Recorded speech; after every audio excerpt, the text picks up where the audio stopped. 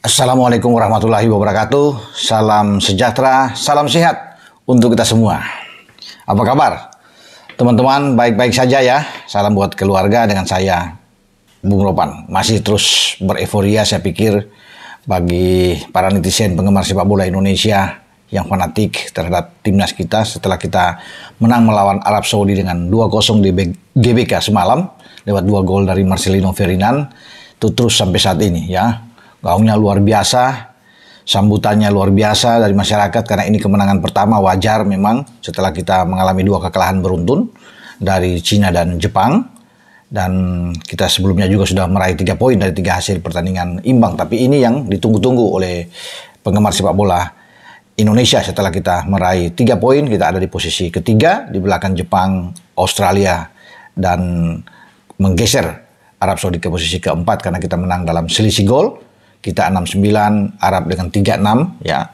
Memang udah -3 tapi kita lebih banyak mencetak gol. Ya.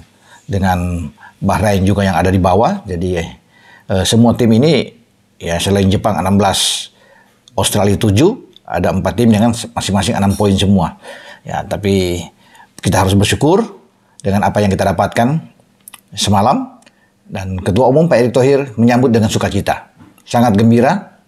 Dan Pak Erick sudah mengatakan bahwa dia mengapresiasi perjuangan dari timnas.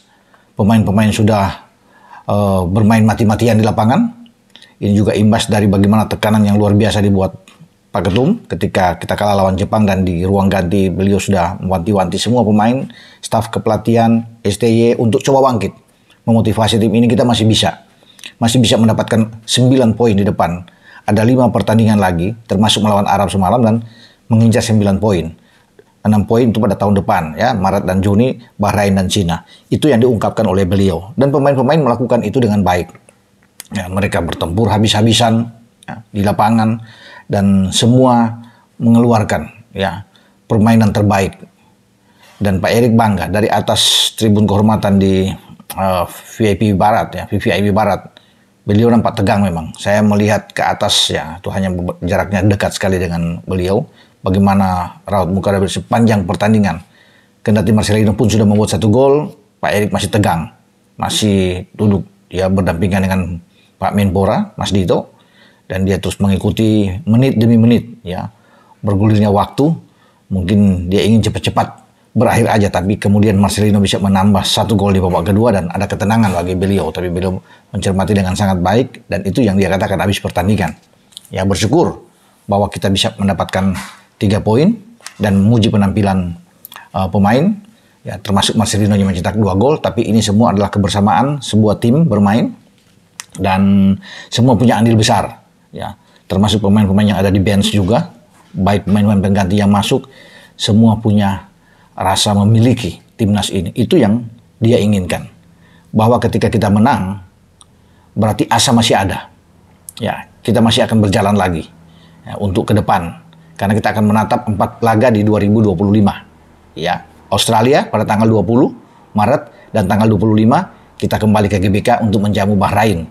Tim yang hampir saja kita kalahkan ketika bermain di Bahrain, dan sayang sekali ketika ada 2-1 di sana kita unggul, dan menit-menit terakhir Bahrain bisa membalas itu dengan waktu injury time yang sudah lewat, bahkan sampai 2 menit ya, masuk ke 3 menit yang dibuat oleh wasit Ahmed Al-Kaf ketika itu.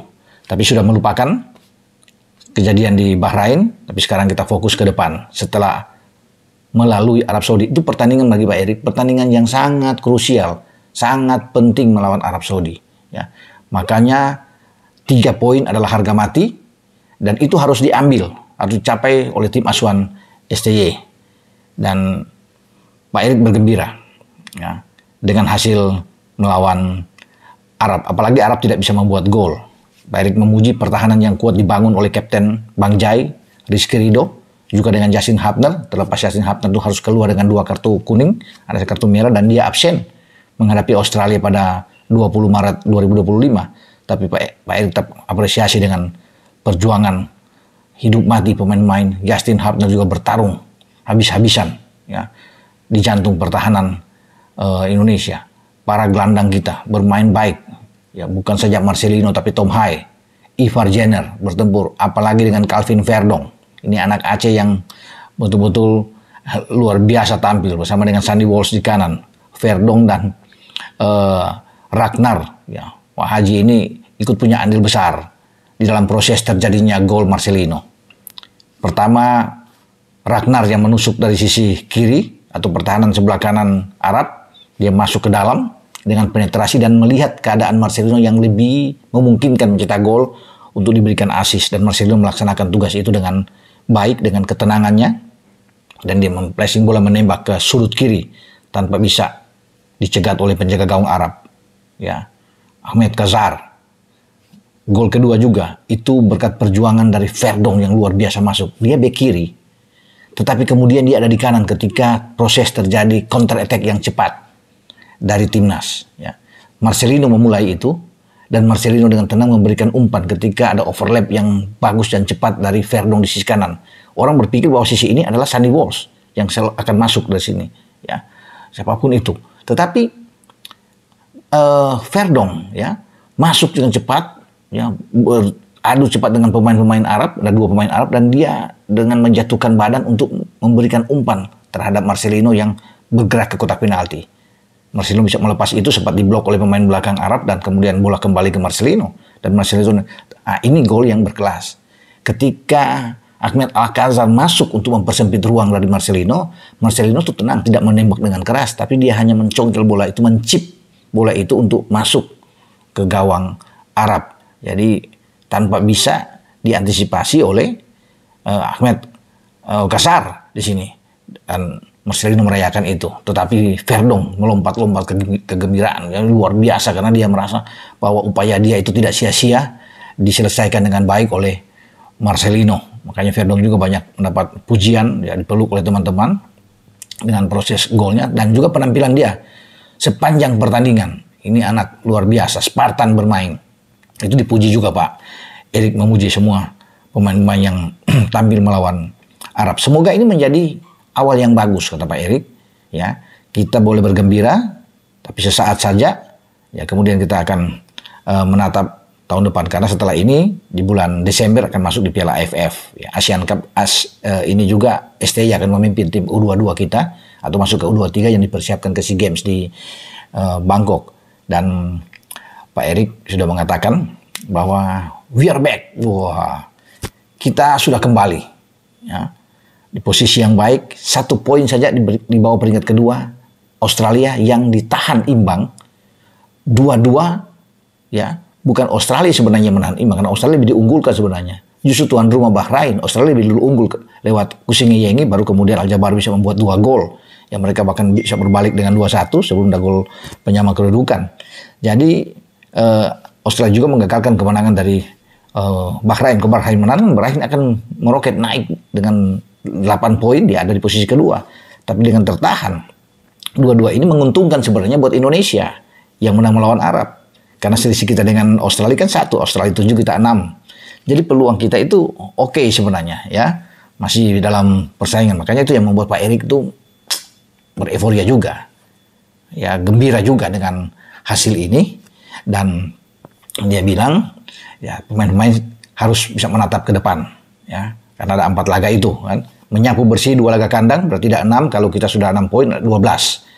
Ini pun sudah bagus sebenarnya dengan 12 poin untuk kita menatap di putaran keempat, ronde keempat di kualifikasi atau pra Piala Dunia zona Asia ini di grup C. Tapi kalau kita bisa lewat dari itu, seandainya kita bisa mendapatkan hasil-hasil bagus melawan Australia dan juga melawan Jepang, ya mungkin saja kita punya kesempatan untuk lolos langsung. Dilihat dengan tentunya hasil-hasil pertandingan tim-tim lain yang menjadi pesaing kita. Sampai juga mempersiapkan tim ini dengan baik. Ya, dia sudah bilang ke Sintayong, persiapkan tim ini dengan baik untuk tahun depan, karena itu di bulan Maret dekat, ini sudah mau dekati masuk Desember. Jadi kalau sudah Desember 4 bulan lagi harus bersiap. Pemain-pemain harus lebih kuat lagi. Makanya Pak Erik akan menyiapkan juga tim ini sesuai dengan kebutuhan. Ole Romoni akan datang, akan memperkuat tim ini, dan masih ada lagi mungkin 1-2 pemain lagi yang sedang diincar untuk bisa bermain di tim nasional. Ya, kita belum tahu. Itu urusan bagi PSSI dan Pak Erik. Ya, bisa saja sekarang kebutuhan itu setelah ada Ole Romoni, bisa ada gelandang paling tidak akan datang untuk bisa menambah kekuatan, melapis Tom Haye di sana. Karena kita juga sudah punya Ivar Jenner yang tampil bagus kemarin ya melawan Arab Saudi. Ini salah satu pemain kelas bermain. Makanya dia tidak tergantikan karena dia menjadi kekuatan di depan Rido, di depan Jai dan Justin bermain. Kalau di belakang saya bilang itu sudah mendapatkan pujian yang oke. Rido tampil baik, Jai sebagai pemimpin di belakang juga oke ya dengan Justin, tetapi Ivar Jenner memainkan peran dia dengan sangat baik untuk pertandingan melawan Arab. Box to box, merebut bola, berlari terus sepanjang pertandingan, menutup pergerakan Muhammad Kano, Nasser Al-Dosari, kekuatan dari Arab Saudi di lini depan. Jadi memang itu di gelandang Arab Saudi dan Ivar Jenner yang selalu bisa menghambat pergerakan mereka sehingga mereka tidak mampu untuk bisa mengirim passing-passing terbaik ke depan ya. Ya tentunya ada Faris Albrikan yang menunggu di depan ataupun yang masuk Al-Zahri di babak kedua, ada Abdullah Latif tidak berjalan dengan bagus. Itu salah satu adalah peran dari Ivar Jenner. Tapi secara keseluruhan semua pemain menampilkan performa yang baik. Semoga ini terus bisa dipertahankan oleh STY dalam pertandingan 4 laga ke depan di tahun depan. Tapi kita masih menunggu tentunya. Apalagi gebrakan dari PSSI. Apakah gelandang akan datang? Kita akan nantikan siapa gelandang akan muncul karena nama-nama yang sudah beredar tentunya masih tetap terngiang di kuping kita. Jairo Radawet. Mudah-mudahan pemain ini akan ikut bergabung ya. Kita berharap aja semoga. Dengan saya Bung Ropan. Ciao.